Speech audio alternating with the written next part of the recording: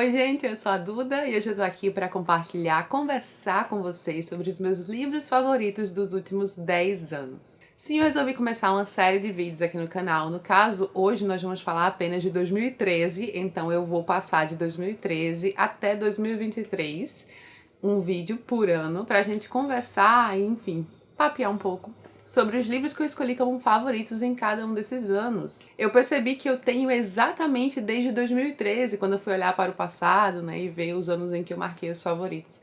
Então acho que vai ser legal até pensar um pouco sobre as minhas leituras naquele ano, sobre se aqueles livros se mantêm como grandes favoritos ou alguns outros não. Eu já percebi, dando uma olhada rápida, que em vários anos eu tenho muitos favoritos da vida, sabe? Eu até fiquei um pouco triste de certa forma, porque eu acho que nos últimos anos eu não tenho tantos favoritos assim grandes que eu sei que eu vou lembrar a vida inteira. Realmente não parei pra pensar sobre isso, mas é porque tem anos lá atrás que eu fui olhar minha lista de favoritos e são livros incríveis, sabe? Eu fiquei pensando, nossa, eu tenho que selecionar melhor minhas leituras. Eu achava que eu tava selecionando, mas ao olhar esses anos, né, no passado, eu percebi que meu gosto literário tava bom naquela época, assim, minhas escolhas literárias especificamente, assim, se mantém. Tem alguns que eu não colocaria como favoritos hoje em dia, tá? Então a gente vai conversar um pouco sobre isso. E eu também queria dizer pra vocês que eu não fui olhar mais sobre esses livros, então alguns eu não lembro tão bem. Porque também esse é um dos propósitos desse vídeo, né? Ver o que eu consigo lembrar ainda desses livros que eu li há tantos e tantos anos. 2013 foi há 11 anos, né? Então o que ainda ficou, sabe? O que marcou, o que permaneceu na memória. Eu acho que vai ser divertido, gente. Ultimamente eu ando um pouco até desanimada, assim, pensando em ideias de vídeos pra gravar, sabe? Eu não gosto de gravar só por gravar só pra atualizar. Então o canal acaba ficando um pouco sem vídeo, porque eu quero estar no clima de gravar. E quando eu pensei nessa ideia da gente conversar sobre livros, né, que foram grandes favoritos nos últimos 10 anos de vida, eu me empolguei mais, sabe? E até uma forma de discutir sobre vários livros diferentes, diversos com vocês, resgatar alguns livros da estante e livros muitas vezes que não são tão comentados hoje em dia, né? Então é só uma rápida introdução para uma série de vídeos que eu pretendo fazer aqui no canal. Aliás, eu acho que eu vou criar a lista na Amazon também, para quem quiser dar uma olhada. Acho que vários desses livros ainda estão disponíveis. Enfim, dá uma olhada nos links aqui embaixo que vai ter alguma coisa. Se você gostou da ideia, deixe seu comentário, me fala se você quer essa série de vídeos, porque também vai depender, né, do retorno de vocês, se vocês vão curtir. Então coloca aqui embaixo e aproveita para curtir o vídeo já, isso também ajuda muito. Se for novo por aqui, considere se inscrever. Espero que goste e seja muito bem-vindo. Gente, eu vou começar com um livro que, nossa, me marcou tanto. Realmente eu lembro de eu amar esse livro. E eu acho que hoje em dia eu não vejo ninguém falando sobre esse autor. Aliás, eu resgatei esse autor na viagem que eu fiz para a Itália no ano passado, porque em toda a livraria que eu parava na Itália tinham alguns livros dele. Então ele realmente ainda faz bastante sucesso na Itália. Ele é um autor italiano, que é o livro Coisas que Ninguém Sabe, do Alessandro D'Avenia. Nossa, eu lembro do carinho gigante que eu tive por esse livro quando eu li pela primeira vez. Aliás, foi o meu primeiro contato com o autor. Eu lembro de marcar imediatamente como grande favorito, e eu acho que esse livro permaneceria como um favorito sim, hoje em dia. O que eu lembro desse livro, gente, ele é um livro em idade escolar. É o livro YA, né, Young Adult, jovem adulto, e não é um gênero assim que eu curto tanto hoje em dia, porque eu acho que muitas vezes os assuntos não me interessam, acho que muitas vezes são trabalhados de uma forma meio boba, e eu lembro que este livro não é assim, ele traz assuntos dessa época da juventude, trabalhados de uma forma filosófica mais séria, mas ao mesmo tempo leve, assim, para o público-alvo, sabe? É um livro que tem várias passagens interessantíssimas, meio que deixam a gente pensando, sabe, filosóficas e existenciais. E eu lembro que eu gostava muito da figura do professor nas histórias de Alessandro D'Avenia. O que mais me marcou nesse livro, eu lembro claramente que foi a narrativa. A narrativa desse autor é sensacional. E é sobre uma menina que está passando por várias questões, assim, psicológicas até, né? Problemas em casa. Eu não li nem a sinopse de novo, gente, pra vocês terem uma ideia, mas é isso mesmo. Ela tem 14 anos, a protagonista, a Margarita. E então ela tá naquela fase da adolescência de descobertas, problemas em casa. Parece uma coisa assim simples, mas o Alessandro D'Avenia, ele transforma, sabe, essa história. E ele traz grande profundidade aqui. Nossa, eu lembro de amar demais esse livro. Tem aqui algumas passagens marcadas. A primeira que eu abri aqui, que eu marquei com esse post-it. Como pode nos faltar alguém que nunca tivemos? O que nos falta realmente? o outro ou uma parte de nós mesmos? Ou será que precisamos que alguém nos presenteie aquela parte de nós mesmos que nos falta? Gente, ele tem, sabe, várias partes assim que deixam a gente pensando, e eu adoro esse livro. Ele definitivamente se mantém como um favorito, mesmo não lembrando tão bem da história, mas o sentimento que ele passou naquela época ainda permanece. E aí, curiosamente, um que eu marquei como favorito em 2013 foi minha segunda leitura do autor, que é o Branca como Leite, Vermelha como Sangue, que é o livro mais famosinho dele, creio eu, no Brasil, né? Especialmente naqueles anos, né? Lá em 2013, muito se falava desse aqui, que também é um livro juvenil. Eu lembro que esse aqui, a protagonista, né, como eu falei pra vocês, é uma menina, e ele é contado em terceira pessoa. Esse aqui é contado em primeira pessoa por um menino, o protagonista é um garoto também da idade escolar, e ele é apaixonado pela cor vermelha e não gosta da cor branca, pelo que eu lembro. Ele associa o branco a várias coisas ruins, ao vazio, a coisas ruins. E ele associa o vermelho a coisas maravilhosas. E ele é apaixonado por uma garota ruiva. Eu também lembro que tem alguma coisa com doença nesse livro. Nossa, gente, eu não lembro tão bem. E eu claramente me recordo de gostar bem mais de Coisas que Ninguém Sabe do que desse. Mas foi o suficiente para eu ter marcado naquele ano como favorito os dois. Como favoritos do ano, né, no final do ano. Porque eu acho que Alessandro da Vênia me ganhava muito pela narrativa, de fato, né? Então, aqui também seria um jovem adulto, né? Um livro em idade escolar, mas que eu lembro de ter gostado do período. Eu não sei se esse permaneceria como favorito. Eu lembro claramente que esse aqui me marcou bem mais do que esse, mas os dois são bons livros, né? Então, por sinal, esse autor, ele também é professor, creio eu, Alessandro da Vênia, e ele era bem acessível a todos os leitores, porque eu lembro de twittar mensagens sobre os livros e ele responder. Outro favorito de 2013, também lembro bem desse livro, e eu com certeza gostei bastante, que é O Homem Visível, do Chuck Klosterman. Eu acho que esse aqui é um autor americano. Gente, não tem aqui informando a nacionalidade. Eu acho que ele é norte-americano. E esse é um livro interessantíssimo. Eu lembro de ter ficado tão intrigada pela premissa desse livro, porque aqui nós temos o homem visível através da história de um homem invisível. No caso, ele tem... É uma ficção científica, para começar. Ele tem um traje que o torna camuflado. As pessoas não veem quando ele está usando esse traje, e eu também lembro claramente que ele conta essa história para uma psicóloga, terapeuta, e a mulher, claro, não acredita em nada do que ele fala, né? Até que, obviamente, ela acredita. Mas a questão desse livro era... Ele fazia alguns, digamos, experimentos de ver o homem visível, porque ele achava que o homem só era realmente, verdadeiramente ele, né, quando ninguém está olhando. Este era o homem visível dentro dessa questão do homem invisível. Eu lembro que foi isso que ficou desse livro pra mim, e de ter gostado muito também das discussões que o livro suscita. Não lembro muita coisa, mas eu gostei da premissa. Ele tem uma vibe meio thriller até, assim, um pouco de suspense, e ele vai contando aqui ao longo da história o que incita ele a fazer isso, os seus motivos, enfim, seus experimentos, a parte científica e pesquisa da coisa, sabe? E a narrativa do que ele vai contando, que ele vai vendo, eu lembro de gostar. Então, enfim, não lembro tanta coisa, né? Como vocês podem ver, esse é o propósito da gente pensar sobre as últimas, né? As leituras dos últimos anos, os favoritos. Não sei se ficaria como favorito. Daquele ano, sim, tá? Mas, assim, livro favorito? Não. Acho que aqui, até agora, o favorito que permanece é o Coisas que Ninguém Sabe. Mas certamente foi uma leitura que me marcou naquele período. Ai, gente, esse próximo é um favorito da vida. Favorito da vida. Eu li Licor de Dente de Leão em 2013. Eu fiquei tão feliz quando eu peguei a lista e eu percebi que eu li em 2013 esse livro. Esse foi um livro, assim, que me marcou enormemente, né? A ponto de tantos anos depois eu ter feito a tatuagem, né, do Dente de Leão. Eu adoro Ray Bradbury, é um dos meus grandes autores favoritos da vida. Eu tava começando a ler Ray Bradbury naquele ano, com outro livro que também tá aqui, que eu marquei como favorito do ano, enfim. E eu acho que vocês vão ver aí nas próximas séries de vídeos que outros entraram. Licor de Dente de Leão é um livro nostálgico, melancólico, em que o Ray Bradbury vai colocar muito de si mesmo aqui, através do protagonista Douglas Spalding, que nada mais é do que ele mesmo, porque Douglas é um dos nomes de Ray Bradbury, é um nome do meio, e Spalding é um sobrenome de sua mãe, então sim, é ele também aqui. Ele coloca muito de sua infância, de sua vida, e a narrativa do Ray Bradbury é sensacional. Quando o autor me ganha pela narrativa, eu praticamente vou ler tudo dele, realmente é uma coisa que me chama muita atenção, sabe? Quando é envolvente, assim, quando me faz pensar, quando eu leio algo e realmente consegue tocar, consegue fazer refletir, pensar sobre a vida sei lá, me deixar maravilhada. Ray Bradbury tem isso em seus livros. Esse livro é uma sucessão de capítulos, de momentos de vida que se reúnem, sabe?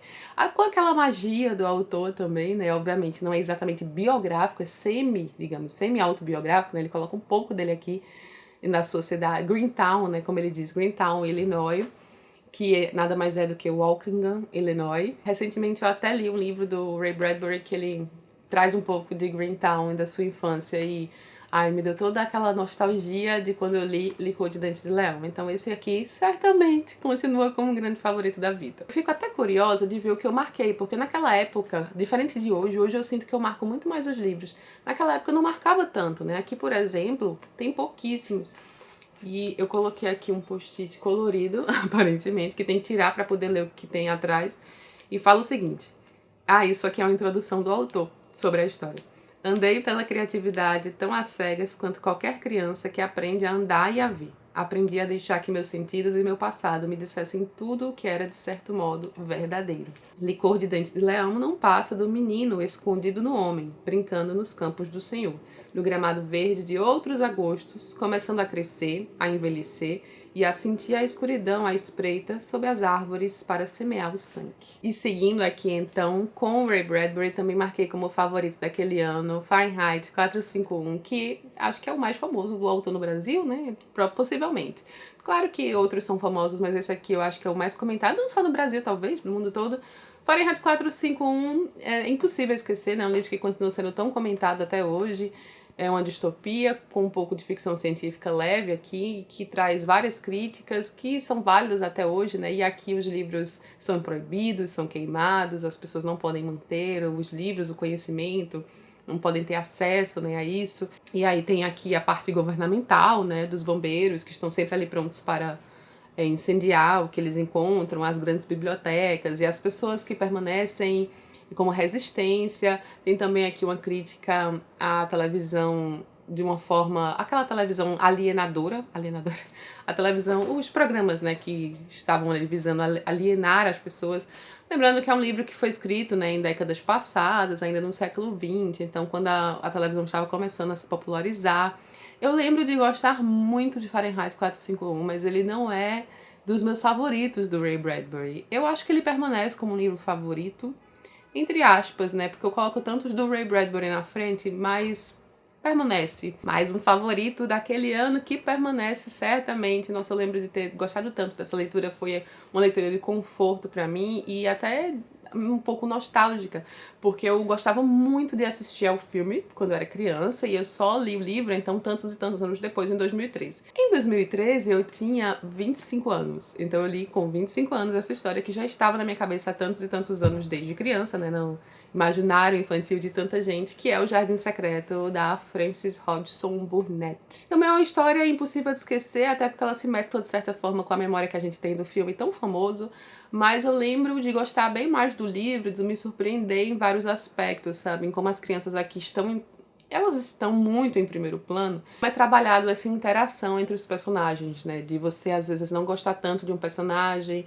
e passar a gostar, assim, as nuances aqui de personalidade. Eu também quase não... Gente, só tem um post-it nesse livro. Eu vou até abrir aqui pra ver qual foi a única coisa que eu marquei nesse livro quando eu li. Desde que comecei a vir para o jardim, eu às vezes olho para o céu por entre as árvores e tenho uma sensação estranha de felicidade, como se alguma coisa estivesse empurrando e brotando dentro do meu peito e me fazendo respirar mais rápido. A mágica está sempre empurrando, puxando e fazendo coisas aparecerem do nada. E aí ela começa a pensar, né? Tudo é feito de mágica, as folhas, as árvores. Nossa, eu acho que a ambientação do Jardim Secreto passa, sei lá, algo realmente mágico, sabe? Passa uma leveza, passa uma felicidade, uma alegria. É aquele local em que eles vão ficar abertos, né? Que as crianças vão ficar abertos a coisas boas, né? A descobertas, porque aqui tem alguns personagens passando por dificuldades, né? Nem lembro assim tão bem, mas tem aquele garotinho que é mais doente, né? Que tem alguns problemas de saúde. E tem a garotinha, a protagonista, é Mary Lennox, uma garota profundamente solitária, mas ela também tem muita personalidade, enfim. Gosto muito desse aqui, certamente continua como favorito, apesar de eu não lembrar tanto assim. Esse próximo é um livro que eu gosto demais e eu nunca vejo ninguém falando muito sobre ele. Tem adaptação até mais recente, mas a adaptação não tem nada a ver com o livro. Sabe o que utilizaram na adaptação? O título, só. E o fato de ser uma história de zumbis, mas só isso, gente. Eu gosto muito de Guerra Mundial Z.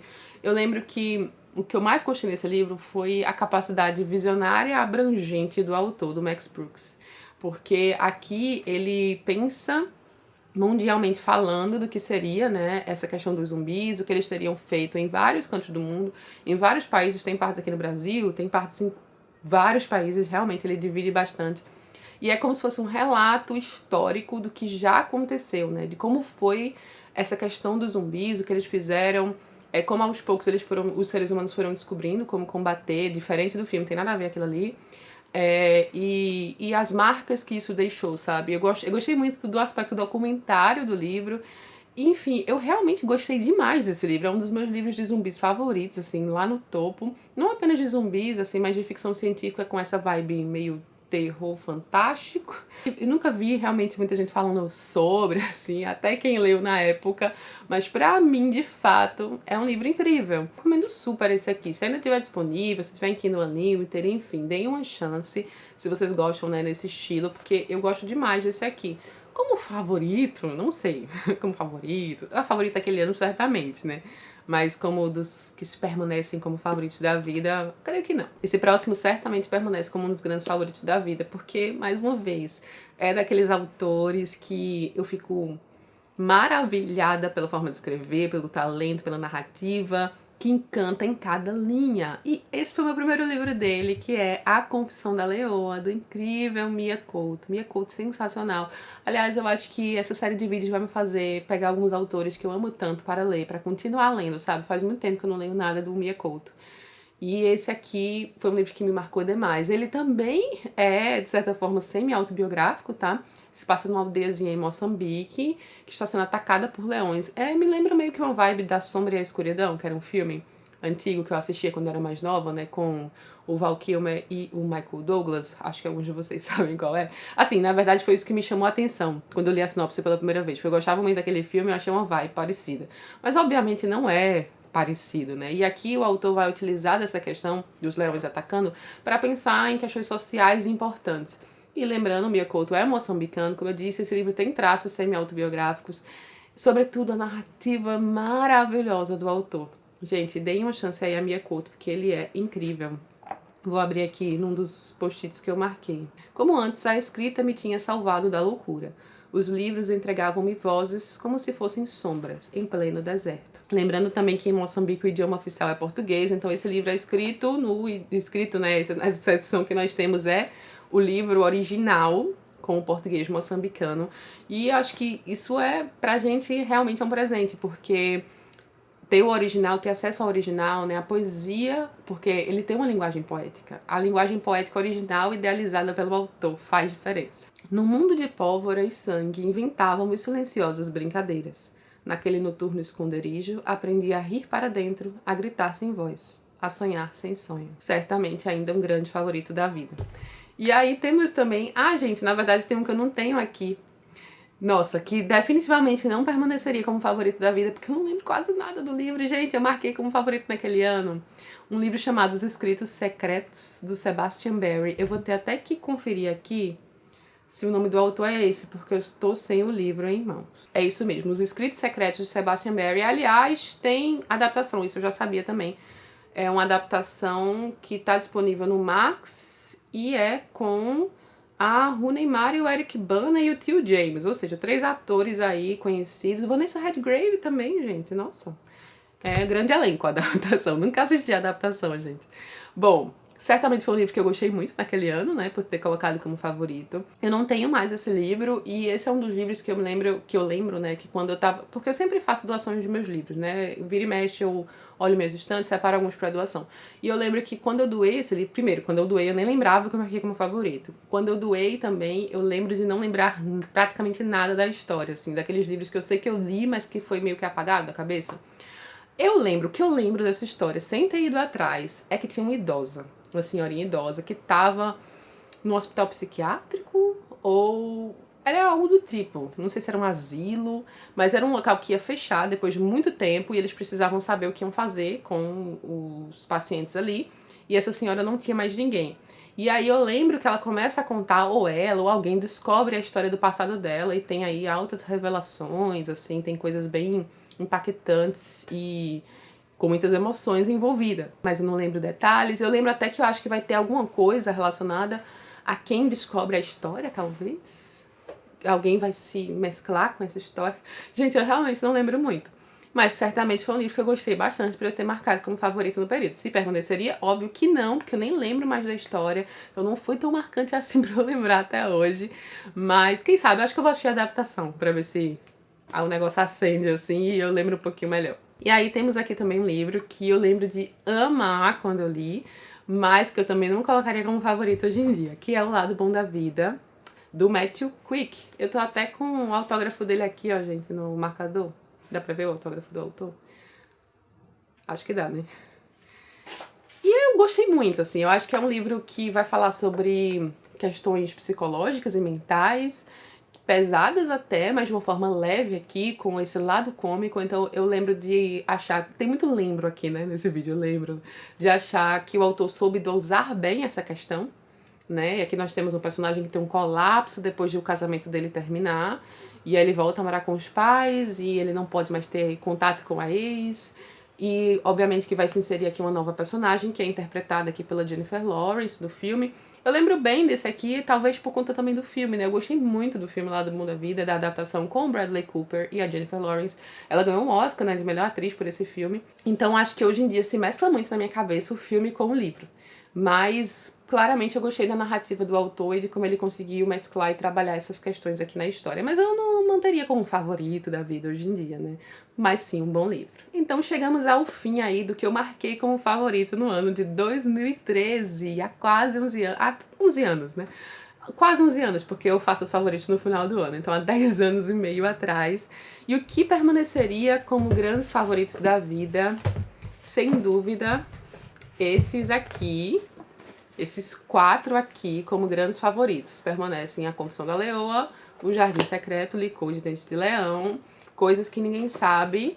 E tá, vai, em quinto, colocaria Fahrenheit 451.